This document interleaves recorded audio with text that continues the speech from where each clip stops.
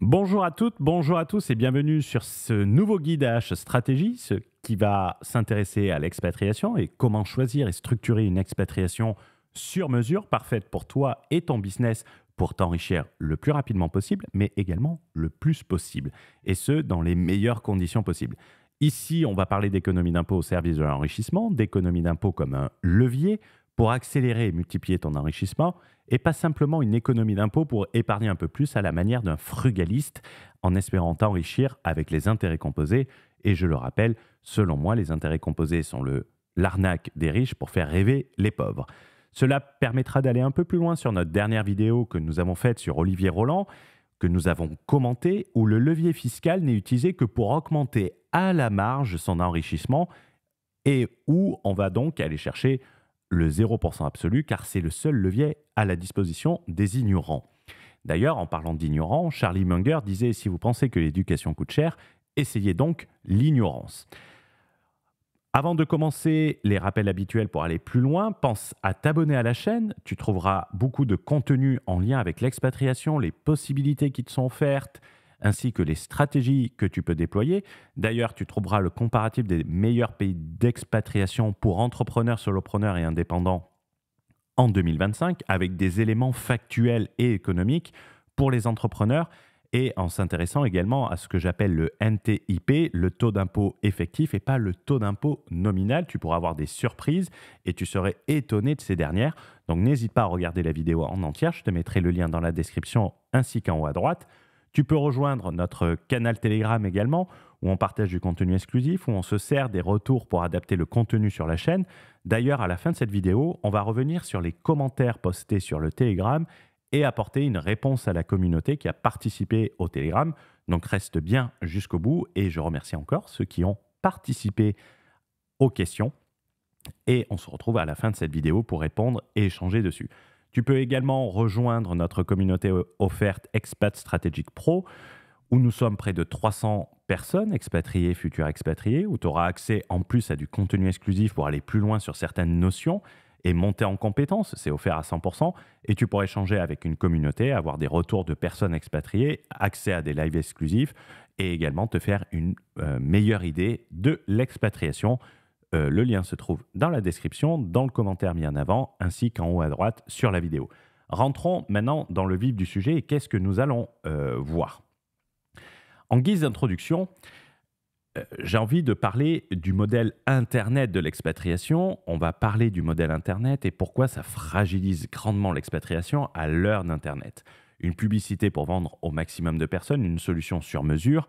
Et un auteur que nous avions étudié sur le podcast 10 millions, dont tu retrouveras le podcast sur la chaîne YouTube ou sur ta plateforme de podcast préférée, Naval Ravikant te disait, et le résumait parfaitement, en matière d'expatriation, il ne parlait pas de l'expatriation, mais il dit il n'y a pas de solution universelle, il n'y a que des chemins individuels. Donc, le modèle Internet se résume à te vendre une solution faite pour convenir au maximum de gens, puisqu'on veut rentabiliser la publicité, pour répondre à tes attentes particulières qui sont particulières et qui ont besoin de sur-mesure. C'est un peu comme aller acheter son costume de mariage sur Wish, car on te dit que c'est la meilleure des ventes. Au fil du temps, sur Internet, on a vu des propositions différentes et qui évoluent tout le temps. On a vu en 2020 l'Estonie, c'était pas le pire du tout, mais avec un discours marketé, des surprises sur place, et beaucoup de gens étaient surpris sur place. Et d'ailleurs, en parlant en net in the pocket, on se rendait compte que tu payais moins d'impôts en Estonie à partir du moment où tu te versais plus de 60 000 € de rémunération par an par rapport à la France. Donc c'est très intéressant, il faut avoir une vision globale. Ensuite, on a eu de l'Indonésie et du Bali, on a eu Dubaï qui est monté en puissance, aujourd'hui on a le Paraguay et l'Andorre qui sont très marketés.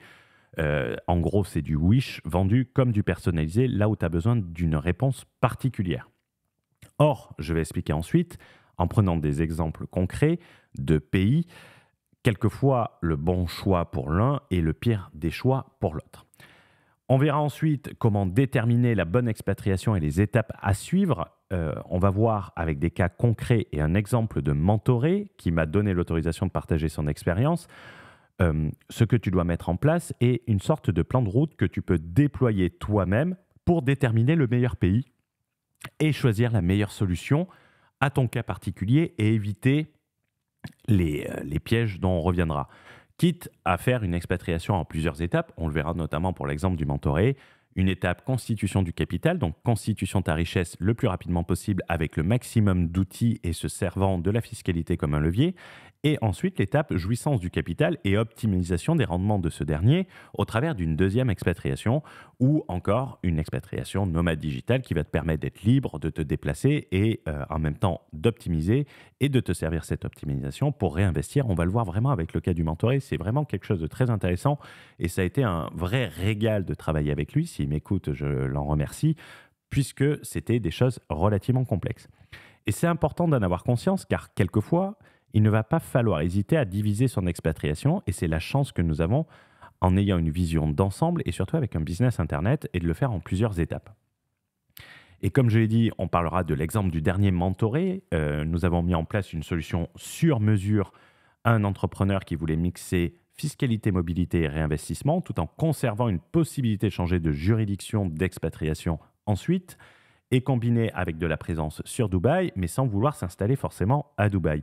La personne m'a autorisé à partager certains éléments. Cela permettra de mieux comprendre tout ce qui a été mis en place, le timing, tout ce qui est possible et comment tu peux le dupliquer indirectement et comment tu peux te servir de cet exemple pour toi-même mettre quelque chose en place. Et comme je l'ai dit, on fera le moment Telegram et communautaire. À la fin de la vidéo, je reprendrai les commentaires publiés sur Telegram. Tu peux le rejoindre gratuitement en cliquant en haut à droite. Je remettrai le lien ou dans la description sous la vidéo, où on prendra des questions de la communauté et on s'en servira pour y réfléchir dessus. Rentrons maintenant dans le vif du sujet et parlons du modèle Internet de l'expatriation. Le modèle est l'effet moutonnier. Moutonnier, pourquoi j'ai utilisé ce terme? Parce que ça vient de mouton. Alors, merci, tu vas m'en remercier, mais l'animal qui est le moins stratégique du monde et du règne animal. Un saut dans le vide, ils le suivent. Une fenêtre ouverte, ils rentrent. Ils ne savent pas où ils vont. Ils suivent celui qui a l'air de savoir, comme toi, quand tu écoutes un influenceur te vendre une expatriation comme on te vendrait une marque de dentifrice. Tu ne choisis pas, tu copies, tu n'évolues pas, tu imites. Tu crois gagner en suivant la masse, mais la masse ne gagne jamais, elle ne fait que se faire tondre. Donc c'est très important, surtout que tu regardes cette vidéo sur YouTube et il y aura d'autres contenus qui peuvent être recommandés. Et choisir une expatriation par effet de mode ou par effet TikTok, c'est que l'expatriation, elle est devenue le nouveau saint graal des réseaux sociaux. Chaque semaine, un nouveau influenceur va dévoiler le meilleur pays du monde, la meilleure solution, quelquefois illégale, mais bon, comme on te présenterait la meilleure application pour mieux dormir.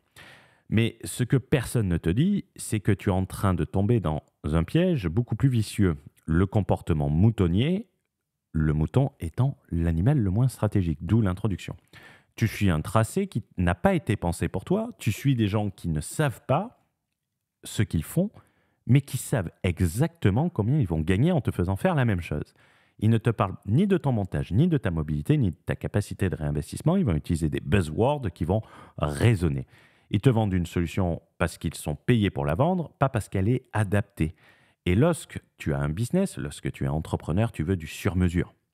Si demain tu payes un accompagnement pour développer ton business, tu n'as pas envie d'appliquer les conseils basiques qui s'appliquent à tout le monde. Pour ton choix, ça va être exactement pareil. Et c'est le véritable danger du modèle Internet ou moutonnier, croire que tu gagnes du temps alors que tu viens de signer pour 10 ans d'erreur. Il est temps de casser ce réflexe, de ne plus se contenter de copier, de ne plus se laisser enfermer dans une expatriation par défaut qu'on t'aurait recommandé parce que c'est un sujet relativement complexe, d'où l'intérêt de prendre des exemples dans cette vidéo pour t'expliquer tout ce que tu peux faire et regarder les erreurs qui détruisent des expatriations et on verra des exemples. Prendre un pays sans prendre l'ensemble des éléments, que ce soit ton business, le réinvestissement, la mobilité ou la proximité, parlons de vision d'ensemble, cela sera plus rapide, c'est la recette de l'échec. Par exemple, Andorre propose un taux maximal de 10%, très proche de Dubaï, à proximité de la France. Mais son système bancaire reste peu adapté au business en ligne, y compris les infrastructures. Les transferts internationaux sont lents, les banques andorranes peu automatisées, et après le scandale BPA, la diligence, elle est saignante. Si tu te plains de la due deal en France et du KYC, tu vas découvrir ce que c'est. Tu es obligé de rester 183 jours par an pour valider ta résidence fiscale, et en matière de réinvestissement, tu as autant de conventions fiscales que le Liban, et tu payeras au final plus d'impôts parce qu'elles seront toutes réélevées. Et on va voir que c'est important, notamment dans le cas du mentoré, et pourquoi on choisit certaines structures et ce qu'on a mis en place. Pour te donner un comparatif, comme je l'ai dit, Andorre, c'est au niveau du Liban, un pays qui est en train de s'effondrer littéralement d'un point de vue convention internationale. Et ça va te pousser à te retrouver dans une configuration restrictive, limitant tes possibilités, limitant ton développement, et donc en augmentant le délai nécessaire pour t'enrichir et atteindre la fameuse position du vachier que nous aimons tant sur le podcast 10 millions. Une expatriation ne doit pas t'enfermer, elle doit te permettre de t'étendre, elle doit permettre l'expansion. Si ton nouveau pays te bloque pour investir, pour structurer ton business, pour ouvrir des comptes ou pour bouger librement, tu n'as pas trouvé une solution. Tu as créé en réalité une nouvelle contrainte. Tu fuis une contrainte fiscale pour te créer une autre contrainte. Et ça, c'est dommage. On n'a qu'une vie, hein, sauf si tu crois forcément à la réincarnation. Peut-être que tu seras réincarné en mouton. Le rêve fiscal devient une prison administrative. Tu croyais être libéré d'un système français horrible, et je suis d'accord avec toi, mais tu t'en reconstruis un système pire, sans réseau, sans recours, sans flexibilité, et dans un pays dont tu ne maîtrises pas et où tu auras de fortes chances d'être seul. On voit le résultat sur la vidéo de la menace, notamment qu'on a partagée la semaine dernière, et je t'invite à la regarder. On s'expatrie en Andorre parce qu'il y a un taux d'impôt qui est faible et qu'on ne paye pas d'impôt, mais on se retrouve enfermé dans un pays où il n'y a rien à faire à 25 ou 26 ans, je ne sais pas quel âge il a, ou peut-être un peu plus, donc en pleine jeunesse, où tu es obligé de rester du temps, mais tu n'as aucun plaisir d'y aller parce que tu te fais chier. Et mentalement, ça peut avoir un impact sur ton business, et ça, c'est très important de le préciser. Passons maintenant, après cette introduction, aux stratégies à mettre en place. Les stratégies à mettre en place lorsque tu vas choisir une expatriation, la première étape, et ça, c'est trop souvent ignoré, va être de définir tes besoins et tes attentes sur ton pays d'expatriation. Une réduction d'impôts et une attente et un besoin si tu souhaites réinvestir plus rapidement. Et tu vas devoir répondre à la question très simple, mais qui élimine de nombreux pays. Que souhaites-tu réaliser au travers de cette expatriation? Question simple, je l'ai dit, mais relativement vaste. Pour réduire ces impôts, quand tu es français, belge, en réalité, tu as très très peu de chances de t'expatrier, de ne pas réduire ton imposition. C'est un avantage. C'est pas comme si tu étais sur un pays moyen et qui limitait le choix. Tu envoies une fléchette sur un globe terrestre, tu vas optimiser tes impôts, ne t'inquiète pas. Si tu souhaites optimiser fiscalement ton business Internet et gagner en mobilité, voyager plus de la moitié de l'année, faire des investissements en France depuis l'étranger, c'est difficile de lever des financements, mais c'est possible si tu es accompagné, ou que tu investis au max avant de partir pour créer du capital et bénéficier de l'étranger pour l'optimiser, au travers de cette description, tu vois, qui est assez simple, assez restrictive, tu rentres peut-être dans cette dernière. Ta situation est beaucoup plus complexe qu'elle n'y paraît. Pourquoi beaucoup plus complexe qu'elle n'y paraît? Parce que tu vas devoir choisir un centre opérationnel. Ça, je l'explique plus en détail sur d'autres vidéos et dans Expat Stratégique Pro qui est 100% gratuit, donc n'hésite pas à le rejoindre. Tu vas devoir cocher plusieurs cases et ce cumulativement. C'est-à-dire que tu dois cumuler tous les critères et pas seulement un critère. Tu dois cumuler le critère fiscalité, mais également le critère temps sur place pour pouvoir t'expatrier et pour pouvoir être résident fiscal.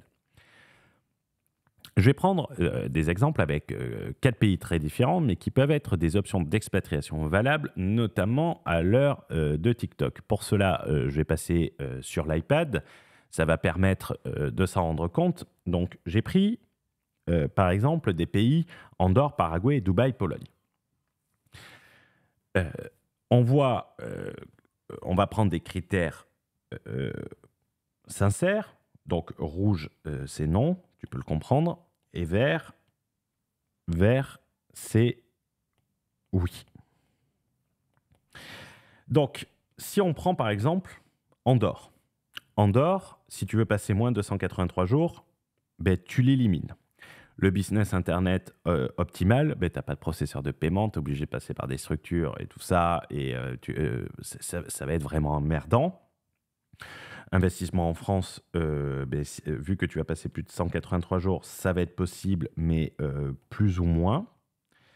Global, donc si tu es, et je rappelle le cas que nous voyons, que tu souhaites optimiser fiscalement ton business Internet, gagner en mobilité, voyager plus la moitié de l'année, faire des investissements depuis l'étranger, ou que tu as investi au maximum avant de partir pour créer du capital, on prend ces 4 pays, est-ce que ça remplit les critères?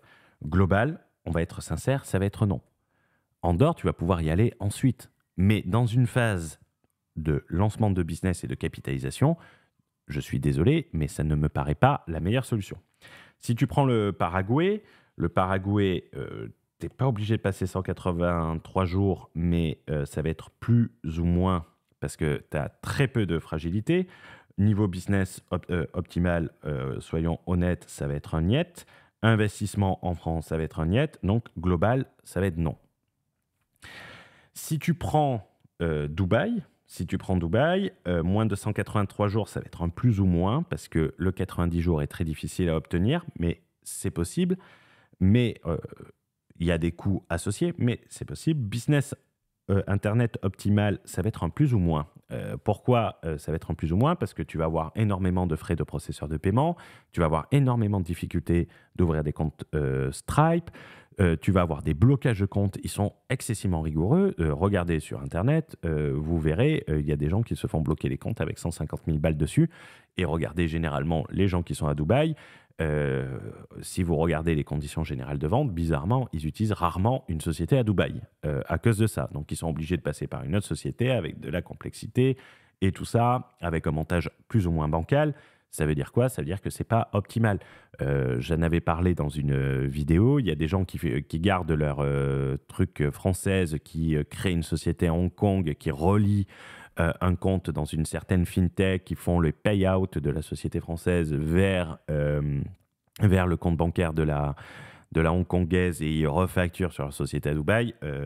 Si c'était entièrement opérationnel, ils ne s'emmerderaient pas à faire ça. Investissement en France, ou si tu as du capital à amortir en France au travers de l'investissement immobilier, c'est pas possible à cause de ça. Donc, c'est pas possible. Je vais prendre maintenant la Pologne.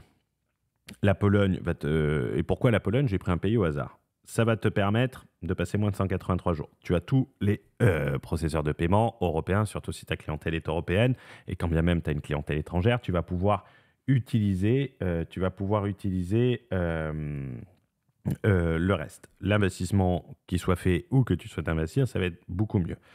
Donc, au global, tu arrives à ça. C'est intéressant car quand on prend des critères factuels et long terme pour une création de capital et pas des choix court-termistes, on se rend compte en réalité que c'est pas si facile que ça et que les choix sont beaucoup moins grands que ça. Alors que sur Internet, on vous dit ouais, pars en Andorre, pars au Paraguay, pars à Dubaï, pars en Pologne. Il suffit de créer une LLC. Je vous invite à regarder ce que prévoit Trump dans son Beautiful Bill Act, article 899, et vous aurez des surprises. Donc, on se rend compte que si on met des critères factuels, on n'est plus du tout sur la même chose. Et ça, c'est important de le préciser. Et alors que vous entendez de la pub partout et que vous pouvez considérer ce contenu. Maintenant, une fois que tu as fait cette liste, donc il faut avoir les critères, il faut avoir tout ça, mais il faut poser ses besoins. Comment tu vas faire pour mettre en place la solution optimale? Moi, j'aime bien, dans une étape 1, et ça, je vais prendre l'exemple du mentoré, on y reviendra ensuite, j'aime bien raisonner en calendrier d'expatriation.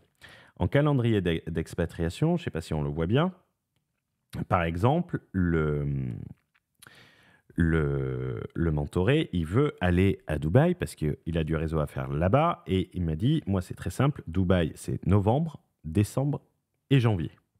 Ensuite, j'ai pas envie d'y être. Donc, on arrive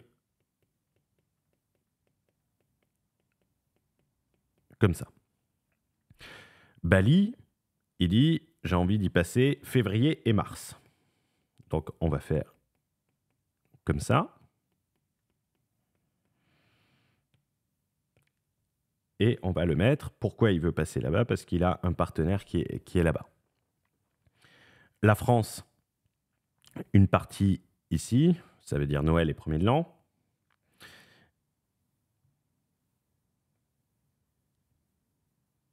Yup.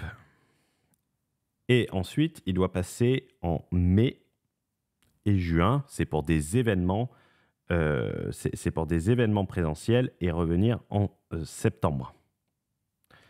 Et le résultat, c'est niet.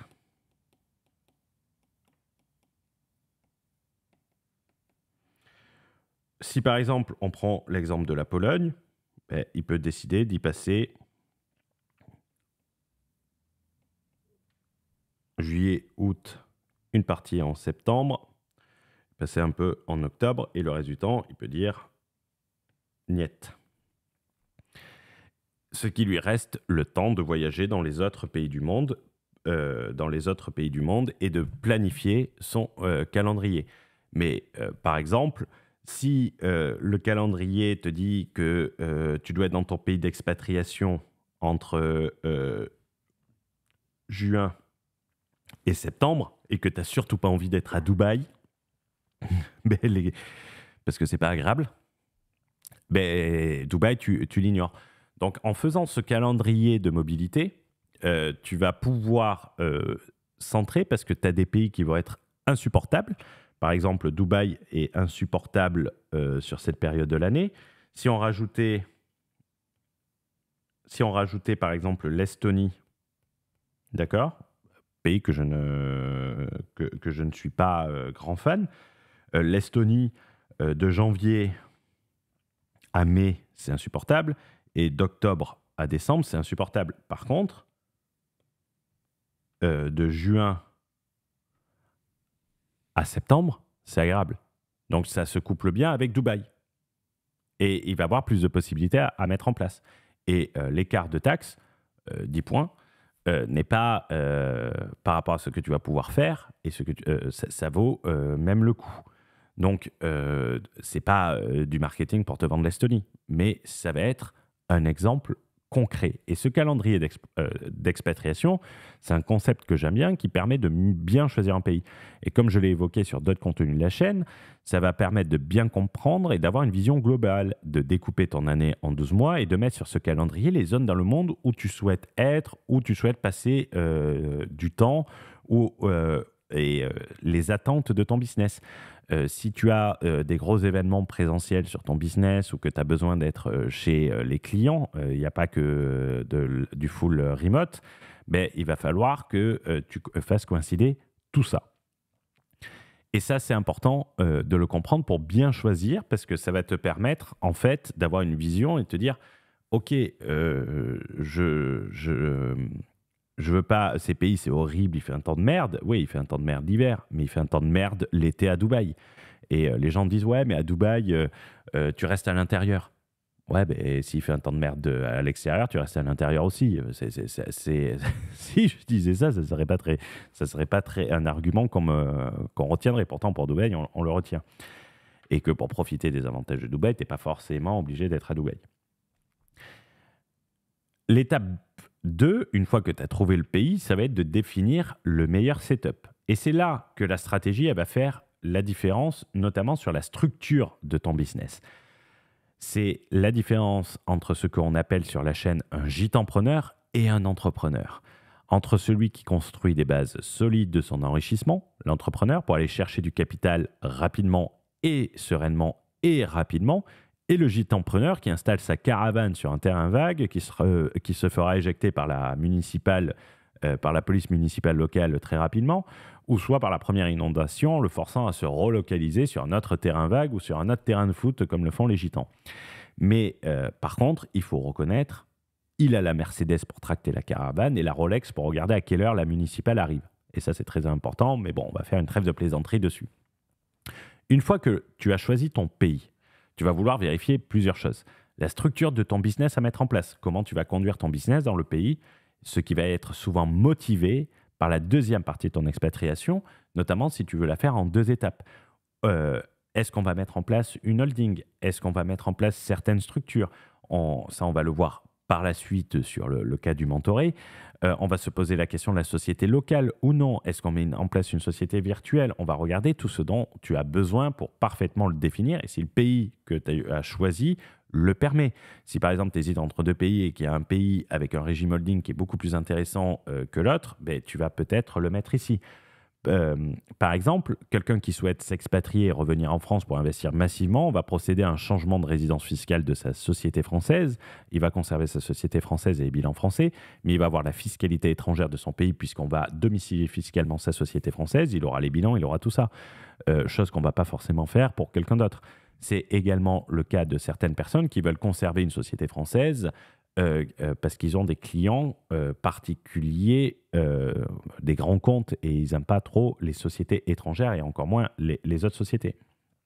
Une fois qu'on a défini le meilleur setup, on va définir la mobilité et le blindage de résidence nécessaire, afin d'éviter le fameux 183 jours. Ça veut dire quoi? C'est que le blindage de résidence fiscale va être ce qui te permet de ne pas forcément rester 183 jours dans un pays pour être résident fiscal. Tous les pays ne te le permettent pas. Il faut regarder à la fois sur le titre de résidence et sur les conditions de résidence fiscale. Ce blindage de résidence fiscale au travers d'une checklist va te permettre de mettre en place une stratégie bien particulière qui a pour objectif d'accomplir 3 points primordiaux.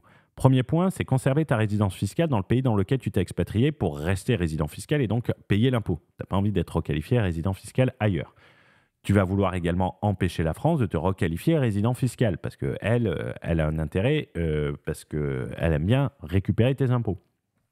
Même si tu y retournes régulièrement ou que tu as un centre des intérêts économiques au travers d'une stratégie d'investissement immobilier massif, ce qui élimine, par exemple, dans la précédente vidéo, Dubaï et le Paraguay dans ce cas-là, parce qu'on ne peut pas faire échec à ça, donc tous les pays ne se valent pas sur ce point.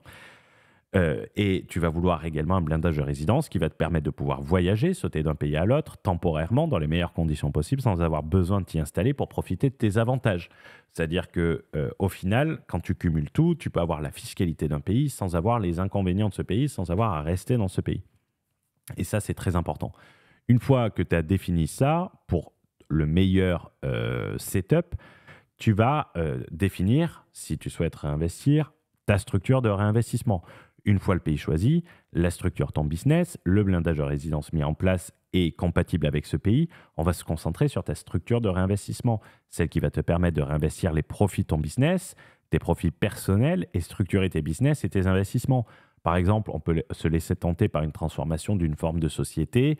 On crée une société au départ parce que ça va être intelligent sur la première étape de ton expatriation. Il peut être intéressant de transformer cette société pour qu'elle devienne transparente, comme des LLC, mais européennes, pas payer d'impôts, pas avoir de retenue à la source. Ça doit être pris en compte dès le départ parce que si on le fait dès le départ, on va le structurer avec ta holding. Et une fois que tu vas t'expatrier, on va fusionner ta holding avec une autre holding, ce qui permettra d'avoir les mêmes avantages. Alors, dans du complexe, mais pour les gens qui veulent vraiment aller loin. Et ça, c'est très important à comprendre. Comme je l'ai dit précédemment, on va prendre un exemple de la dernière personne qu'on a accompagnée en mentorat. Et je vais évoquer plusieurs points, son profil, ses attentes et ses objectifs patrimoniaux, et ainsi que le délai et son objectif. Le mentorat, c'est un accompagnement individuel avec moi sur une durée plus longue où on regarde vraiment tous les angles et voir comment on peut le mettre en place, faire les bons choix. Pour expliquer le profil du mentoré, c'est un entrepreneur dans l'accompagnement d'entrepreneurs en M&A, donc en fusion-acquisition, sur une clientèle française et suisse principalement, actuellement en France. Il développe un SaaS en cours de création. Il n'y a pas encore de société incorporée. Il souhaite créer le maximum de capital avant de se barrer de France et pouvoir amortir du capital alors qu'il est expatrié. C'est-à-dire, tu empruntes quand tu es en France. Une fois que tu as emprunté, tu te barres, mais tu continues de rembourser le crédit. Et en continuant de rembourser le crédit, tu crées du capital. Et ce capital, c'est de la richesse que tu peux récupérer à tout moment une fois que tu liquides tes investissements. Il est célibataire, il a 28 ans, il souhaite garder sa société française pour des besoins de facturation auprès de sa clientèle. Il est d'accord de diviser son expatriation en deux.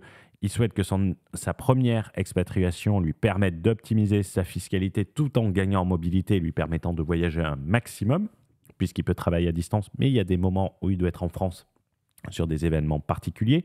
Il veut passer 3 mois à Dubaï l'hiver pour le réseau, le network et le développement du business, notamment sur la partie SaaS.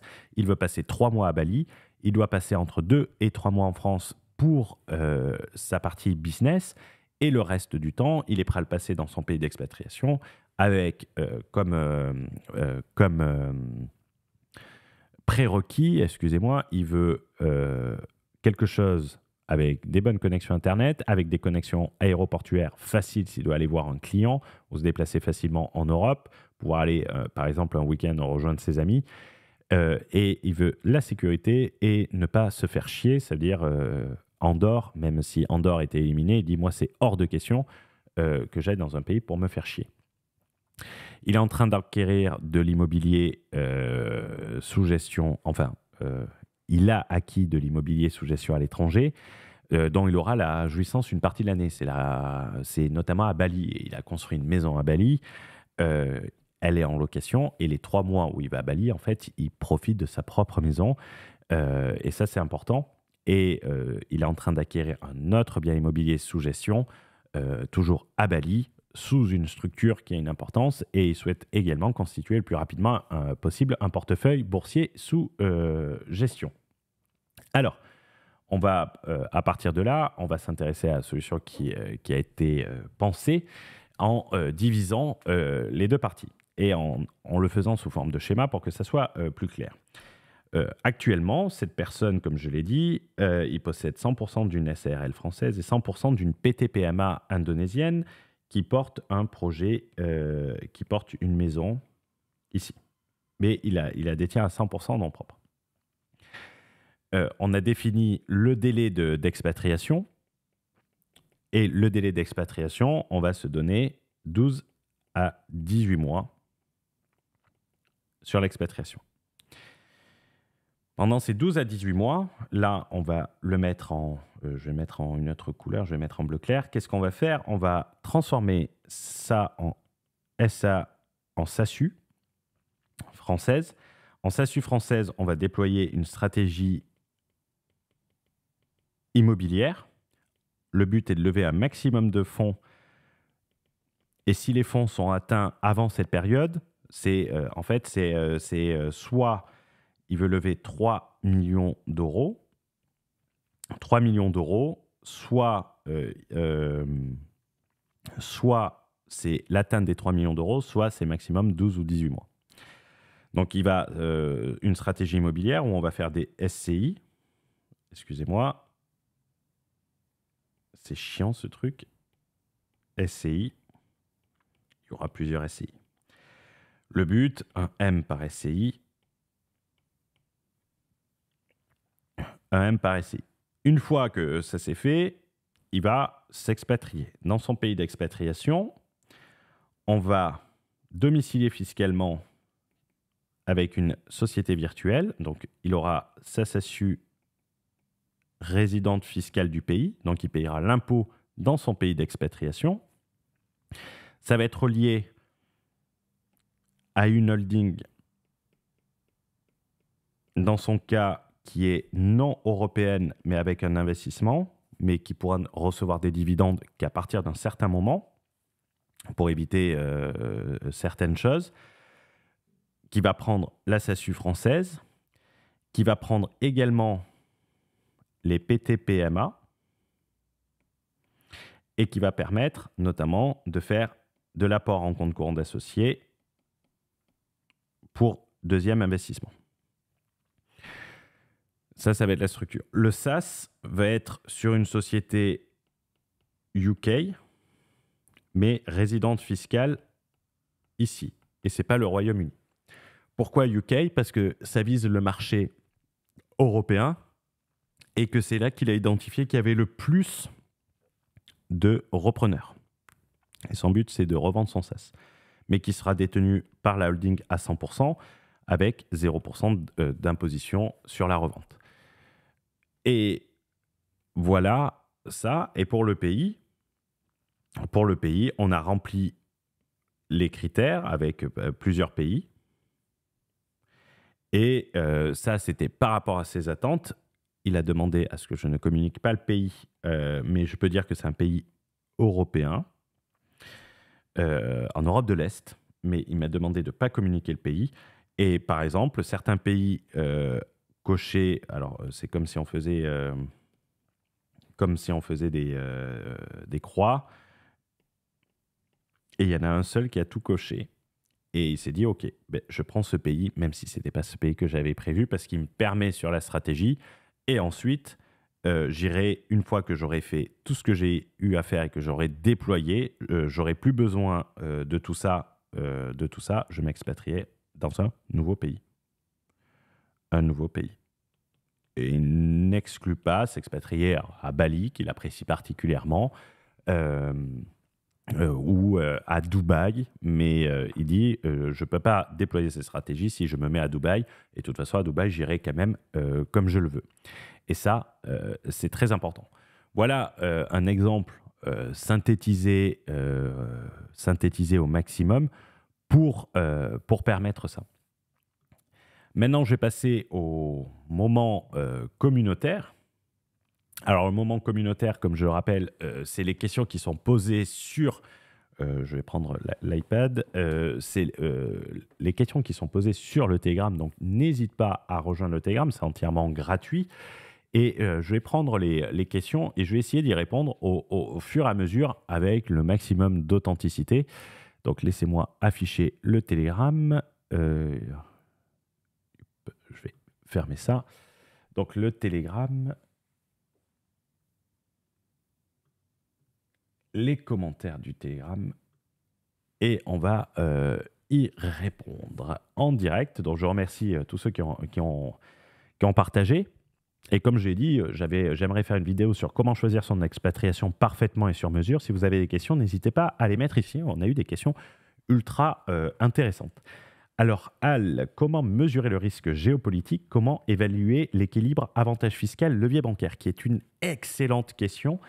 Je vais commencer par, la deuxième et on parlera du risque géopolitique juste ensuite. Pour l'équilibre avantage fiscal et levier bancaire, en fait, il faut poser deux chiffres. Combien d'économies d'impôts tu vas avoir sur 3 à 5 ans, qui est ta stratégie d'expatriation, et combien tu peux lever au travers du levier bancaire sur la même période. Pour faire ça, c'est pas difficile. C'est pas difficile. Ça paraît difficile, mais ça l'est pas. C'est regarder les conditions de financement dans les pays, les taux d'intérêt, les conditions d'octroi de prêts, de regarder les garanties, de regarder comment les banques financent. Ça peut être intéressant. Et ensuite, tu vas te demander quelle est la stratégie qui accélère ton patrimoine. Est-ce que c'est 0% ou est-ce que c'est te prendre de l'impôt, mais lever 2 millions de dettes. Et on rappelle que la dette, à terme, devient, surtout si tu achètes des bons actifs, devient de l'actif. Par exemple, aujourd'hui, tu pars du principe d'un effet de levier de 1 pour 5. Donc, c'est-à-dire avec 20% d'apport. Avec 20% d'apport, tu considères que la banque va te prêter 80% en moyenne. Les choses que tu dois vérifier, c'est une super question. Les choses que tu dois vérifier, c'est les conditions d'octroi. Les conditions d'octroi de prêt vont être notamment, ça va être lié au statut de résident. Statut de résident. Pourquoi je veux parler du statut de résident? C'est que si par exemple tu vas dans des pays où tu as un titre de séjour, un visa qui n'est pas permanent, généralement, ils vont attendre que tu aies la résidence permanente et ou ils vont te prêter sur la durée de ton visa. Par exemple, c'est le cas que j'ai eu à l'île Maurice. À l'île Maurice, tu as un visa de 10 ans de mémoire et les banques te prêtent sur la durée du visa. C'est-à-dire que tu dois calculer sur cette durée. Après, et il me semble qu'ils augmentent les impôts, ils mettent les mêmes impôts qu'en France sur les plus-values, pour les étrangers. À vérifier, c'est quelque chose comme à communiquer. Voilà. Concernant la deuxième question, concernant comment on pourrait parler de la stabilité. La stabilité, je reprends la question, c'est le risque géopolitique. Le risque géopolitique, ça relève du signe noir, mais par exemple, j'avais dit en 2021 à quelqu'un de ne pas s'expatrier en Ukraine. Je ne pensais pas qu'il y aurait une guerre, mais qu'il y avait une instabilité.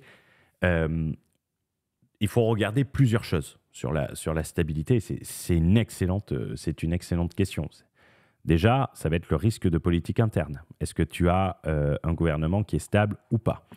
Et ça, il me semble que Fabien en a parlé, prise en compte pour le risque géopolitique, où est-ce qu'elle est ça? Il parle de l'indice de corruption. Et l'indice de corruption, tu as un indice CPI pour la corruption, c'est un bon indicateur. Tu veux voir la stabilité des lois et politiques, pas de changement brutal de fiscalité, de contrôle de capitaux. Par exemple, si tu prends l'exemple de la Roumanie, l'exemple de la Roumanie, ça changeait tout le temps. On avait fait des vidéos sur ça avec un régime qui était très intéressant, qui était la micro-entreprise. Tu pouvais faire 1 million d'euros de chiffre d'affaires en micro-entreprise et tu étais imposé à 3%. Ensuite, ils sont passés à 500 000 pour 1%. Et ensuite, ils sont passés à 250 000 et ensuite à 100 000. Et ils ont élevé ça. Ça vient d'un déficit assez élevé. Il faut voir également les tensions sociales, les risques de mouvements populaires ou émeutes, mais ça, il y en a peu. Ensuite, en matière de risque, si je reprends bien, de risque géopolitique, c'est la pression internationale. Relations USA-UE et Russie, on peut le rajouter, dépendance à une monnaie, risque de sanctions ou d'embargo. Mais bon, ça touche très peu de pays, sauf si tu t'expatries en Iran. Et comment ils sont organisés d'un point de vue international. La stabilité financière et bancaire, la santé du système bancaire, tu vas pouvoir t'y intéresser. L'existence d'un système d'assurance des dépôts, c'est toujours mieux que de ne pas en avoir. Un risque de contrôle de capitaux, la limite des retraits en devises. Tu as plein de pays qui ont des contrôles de capitaux. Par exemple, tu vas au Maroc, tu ne peux pas sortir autant d'argent du pays que tu veux. Tu as ce qu'on appelle un contrôle de change. Et ça, c'est des capacités de transférer des fonds à l'international. Alors, ils font beaucoup d'efforts, mais tu as des pays où voilà, tu es limité. Après, la sécurité, le niveau de sécurité que tu vas avoir dans les pays, l'infrastructure et tout ça, la stabilité sur le long terme, la démographie, est-ce que c'est une population croissante en déclin? Est-ce que tu as l'évolution d'un point de vue compétitivité mondiale? Quelles sont les grosses sociétés qui s'y installent? Généralement, quand tu as une société qui s'y installe, les sociétés américaines et tout ça, regardez, Trump dit ce qui va garantir le succès de l'Ukraine, la sécurité, pas le succès, pardon, la sécurité, c'est les sociétés américaines. Donc, il faut regarder le mouvement, le respect du droit à la propriété. Est-ce que par exemple, on a l'habitude de la traçabilité de la propriété au travers du système notarié français, mais ce n'est pas forcément le cas partout. Et ça, il faut y faire attention. Donc, je dirais que ça se résume à ça, et ça répond indirectement à comment évaluer la stabilité institutionnelle et fiscale. Je dirais que c'est plus le déficit qui permet ça ou pas. Par rapport à sa propre situation type de business edge et globalement comment évaluer le coût d'opportunité du choix d'une juridiction par rapport à une autre. Ouais, ça, ça va être l'expertise et les retours sur place. Donc, parler à des investisseurs, regarder les choses. Par exemple, moi, j'avais recommandé un. Alors, c'est un conseil, ça vaut ce que ça vaut, mais c'était efficace. J'avais conseillé à un membre de la communauté d'essayer de dater des agentes immobilières sur Tinder ou des gens dans l'immobilier et de leur poser des questions, d'avoir des retours terrain, de ne pas hésiter à aller dans des événements. Euh, Aujourd'hui, avec Internet, tu trouves pas mal d'informations, mais ça ne remplacera jamais l'information du terrain et de poser les questions dès le départ. N'hésitez pas à poser les questions dès le départ. Fabien, en plus de la prise du risque politique, tu as aussi l'indice de corruption. Perso, je me pose des questions sur la fiabilité de plateformes comme Numbeo ou Expatistan, vu que ce sont les bases de données participatives sur le coût de la vie, la qualité des soins, santé. Quand on cherche une expatriation sur mesure, on a besoin de statistiques moins participatives sans affect. Alors, sur Numbeo, ouais, effectivement, tu es, t'es sur les villes, c'est un sentiment. C'est pas factuel, mais bon, le sentiment est important. Sur Numbeo, je vais essayer d'y aller.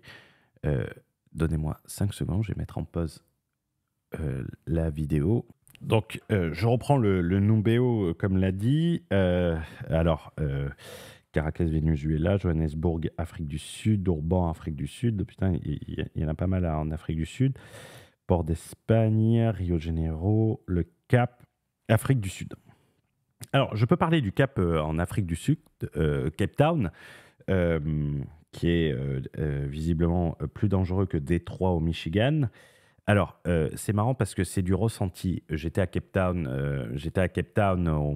il y a même pas un mois. D'ailleurs, il y a 2 vlogs à Cape Town. Euh, Ce genre de classement, limite, j'avais peur de sortir. J'avais peur de sortir et quand tu avais un clodo qui venait demander de l'argent, j'avais peur qu'il me sorte un couteau.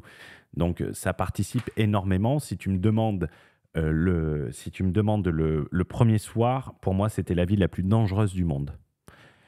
Si tu me reposes la question après quelques jours à Cape Town, je vais te dire, ouais, c'est pas Dubaï, c'est pas Dubaï. Mais par contre, c'est clairement surexagéré. C'est clairement surexagéré. Le... Il y a des quartiers où il ne faut pas aller. Il y a des quartiers, clairement, mais comme dans toutes les villes. Hein. Bon, peut-être pas à Dubaï. Mais ça va dépendre d'où tu es. Mais c'est plus de. Alors que j'avais très peur au départ. Donc, ça, c'est un exemple. Si on prend les autres pays, Mexico, Saint-Domingue, République dominicaine, par exemple, République dominicaine, ça dépend où tu vas. Il y a des Manille. Manille, j'y étais il y a même pas une semaine. Manille aux Philippines, ouais, il y a des quartiers où tu vas pas aller, mais je peux te dire, j'avais l'impression d'avoir une sécurité proche de Dubaï. On était alors c'est BGC, Bonifacio, c'est des quartiers. Alors oui, peut-être que dans certains quartiers, j'y serais pas allé, mais il y avait des quartiers, oui, le soir, à 2 heures du matin, je rentrais à pied, ça me gênait pas. Ma compagne allait courir le soir à 9 h, 10 heures du soir parce qu'il faisait chaud, je me faisais pas de soucis. Je me faisais plus de soucis quand elle était à Sao Paulo. Et rien ne lui arrivait. Et on me dit que Sao Paulo est plus dangereux, que Manille est plus dangereux euh, que Grenoble. Si tu regardes ou que Téhéran, personnellement, j'ai pas cette impression. Donc, c'est vraiment du ressenti, où vont les gens, combien il y a de gens qui y vont. Si tu as, en sachant que généralement, c'est principalement les personnes qui vont avoir quelque chose, quel est l'avatar client qui va remplir ces trucs-là et qui est interrogé. Est-ce que c'est l'avatar perpétuel traveler avec un sac à dos qui va dormir chez l'habitant, ou est-ce que c'est celui qui va voyager dans les quartiers Jakarta, Miami, Floride, New York? C'est c'est un peu pour parler. Ça mériterait une vidéo. Stockholm, Suède. Leeds.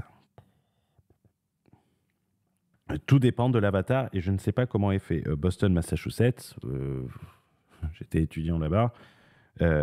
J'ai jamais eu la moindre crainte. Limassol à Chypre, Liège en Ukraine, ouais, bah, tu te prends des bombes dans la gueule, je sais pas si c'est un sentiment. Moscou, et il paraît que c'est une ville super sûre. Donc ça dépend la perception, la perception la perception des gens. C'est, je pense qu'il faut pas trop en tenir compte, d'après mon avis.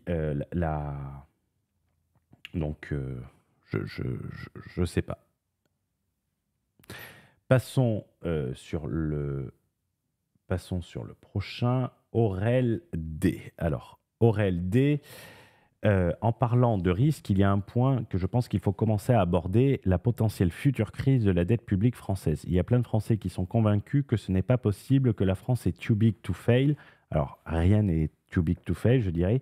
Mais si ça arrivait, les conséquences pour ceux qui, même expatriés, visent des investissements en France, en particulier dans l'immobilier, seraient importants. Je rappelle à titre d'exemple que la crise économique en Suède des années 90 a impliqué pour les Suédois une chute des prix de l'immobilier en moyenne moins 25% à moins 35 jusqu'à moins 40% à moins 50 dans certains secteurs de Stockholm. Beaucoup de ménages surendettés, chute de la bourse suédoise de moins 50%, chômage multiplié par 6, perte nette des actifs des ménages de moins 20 à moins 30%, crise bancaire, de grandes banques nationalisées, récession. Il faut anticiper, même si ça n'arrive pas ou dans une moindre mesure. Qu'en pensez-vous? Alors, la crise suédoise, la crise suédoise des années 90, je ne pense pas que ça soit un bon exemple. Parce que ce n'est pas totalement comparable à la France. Parce que déjà, la Suède, c'est une petite économie très ouverte. C'est une économie qui a sa propre monnaie, c'est-à-dire qu'il peut imprimer et sortir la planche à billets, d'où ce qui peut provoquer. La France, elle est dans l'euro, avec une économie domestique suffisamment massive et avec une base industrielle solide également. Elle n'est pas exposée au même choc monétaire qu'un petit pays.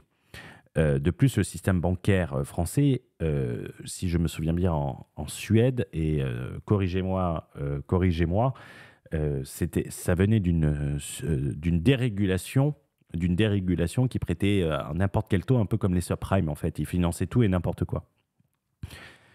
En France, vous avez quand même le HSF et vous avez surtout les mecs qui comprennent pas, qui peuvent pas acheter une troisième love room pour aller faire ça. Donc il n'y a pas une telle dérégulation. Il faut rappeler que la France ça ne veut pas dire que ça peut pas arriver, mais que ça peut pas être. Il y aura des étapes avant ça. La France, c'est quand même 3200 milliards de PIB, si je dis pas de conneries. La Suède, ça doit être quoi? Ça doit être 500, 600 milliards. Allez, on va chercher ça. Voilà, le PIB de la Suède, c'est 585 milliards, 585 milliards de dollars. On est sur des tranches, l'impact sera 6 fois plus gros sur ça. Bon, ça ferait quoi 585 milliards, ça doit être le chiffre d'affaires. À mon avis, tu fous LVMH, tu fous Carrefour, tu fous BNP Paribas, Société Générale et Total Energy. Tu ne dois pas être très très loin et tu rajoutes AXA, tu ne dois pas être très très loin du PIB de la Suède. Après, tu peux avoir l'exemple de l'Italie. J'ai vu un reportage hier qui disait que Mélanie redressait bien avec une situation qui était plus catastrophique que la France et qui a un problème sur la natalité. Le problème, ça va être il y aura quand même des grosses étapes où des pays comme la Grèce, il y aura une tutelle qui sera mise avant, et il y aura des avertissements qui seront mis avant.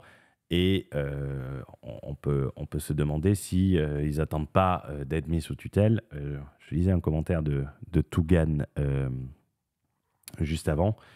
Laisse-moi le retrouver. Et ça, c'est très récent. C'est aujourd'hui le commentaire. Théorie conspirationniste du matin. T'es Macron, le pays n'est pas réformable. Ça, on le sait. Trop de groupes d'intérêts retranchés. Donc, tu accélères le bordel, ajoutes 1000 milliards de dettes et tu finis avec le pays sous tutelle du FMI. Le FMI impose une austérité hardcore et fait la tronçonneuse. Pas glorieux, mais résultat accompli. C'était pas mal.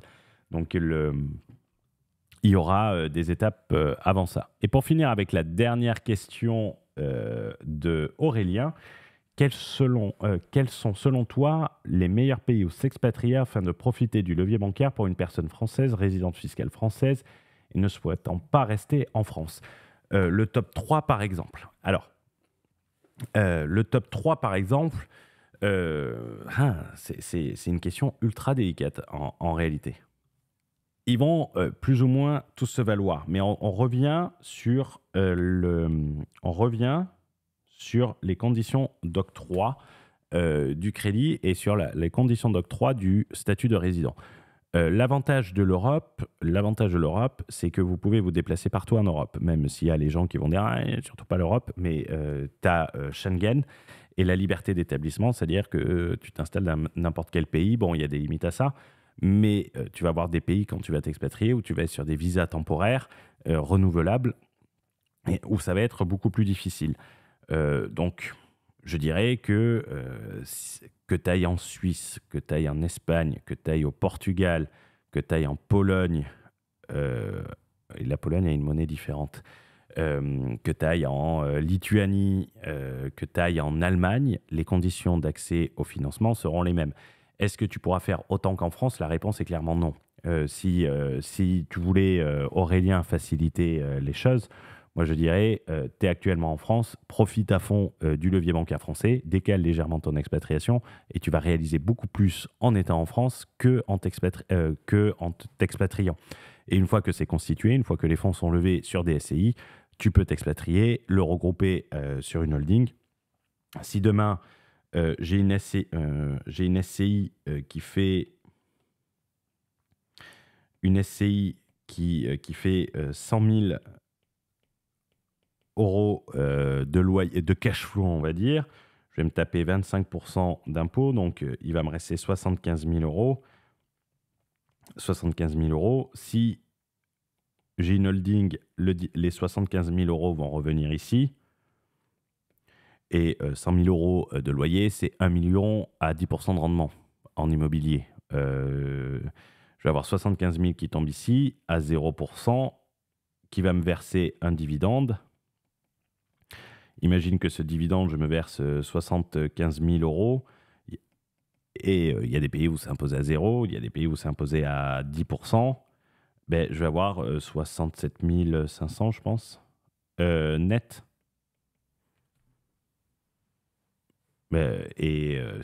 Donc, c'est pas gênant. C'est pas gênant. Il faut tout le temps retenir que le dividende, il est taxé dans ton pays de résidence. Si tu as ta holding et que tu es résident à Dubaï, à Bibi, et que ça te verse, ben, tu auras 75 000 euros de dividende. Donc, tu as des pays où même tu peux avoir du 0% dans certains cas sur les dividendes européens. Donc, à titre personnel. Donc, ça va vraiment dépendre. C'est toute la structuration que tu vas mettre en place. Et le top 3, ça serait quelles sont tes attentes, quelle est ton activité, qu'est-ce que tu as besoin, quelle langue tu parles, quelle est ta situation familiale. Y a pas de mon top 3 n'est pas le top 3 de quelqu'un d'autre. Le top 3 de quelqu'un d'autre n'est pas ton top 3. Et ça, c'est très important. Tu as toute la matrice que j'ai été donnée qui va te permettre de le déterminer. Et selon ton business et tout, c'est du sur-mesure. Je rappelle la phrase que je disais au début. On veut faire du sur-mesure. C'est la phrase de Naval Ravikant. Il n'y a pas de solution universelle. Il n'y a que des chemins individuels. Donc, il faut voir ta situation, ton business, tes attentes, tes besoins. Est-ce que tu as besoin de te déplacer? Est-ce que tu n'as pas besoin de te déplacer? Est-ce que tu es en famille? Est-ce que tu n'es pas en famille? Est-ce que tu as besoin d'éducation? Est-ce que tu n'as pas besoin d'éducation? Les leviers vont être plus ou moins en Europe, plus ou moins équivalents entre les pays, avec des distinctions qui vont être à la marge. L'anomalie, c'est la France, clairement, mais ensuite, ailleurs, c'est à peu près la même chose. Donc, je vais repasser et je vais conclure sur cette vidéo qui fait quasiment 1 heure après ce moment communautaire. J'espère qu'il vous aura plu. En guise de conclusion, quoi dire si ce n'est il n'est de si bonne compagnie qui ne se quitte. Je vais finir sur les mots que j'ai dit à Aurélien. Une expatriation, c'est du sur-mesure. c'est une vision globale, c'est une multitude de possibilités à partir de ta situation et ce n'est pas copier quelqu'un d'autre. Ton business, ta situation, c'est le pilier de ton enrichissement, c'est ça que tu dois prendre en compte. Certaines choses ne sont pas accessibles maintenant, mais te seront accessibles plus tard en mettant tout en place. Donc, il ne faut pas se faire de soucis. C'est la vision globale qui te permet ça. Si tu as des questions, j'y répondrai aux commentaires. Ou si tu as des questions, n'hésite pas à faire comme ils l'ont fait sur Telegram. Ça permet l'échange beaucoup plus simple. Je vous souhaite une excellente journée. Je vous souhaite une excellente soirée. Et on se retrouve prochainement dans une nouvelle vidéo. Et n'hésitez pas à la partager, n'hésitez pas à lâcher un like et n'hésitez pas à checker la description sous la vidéo pour plus de contenu. Ciao, ciao.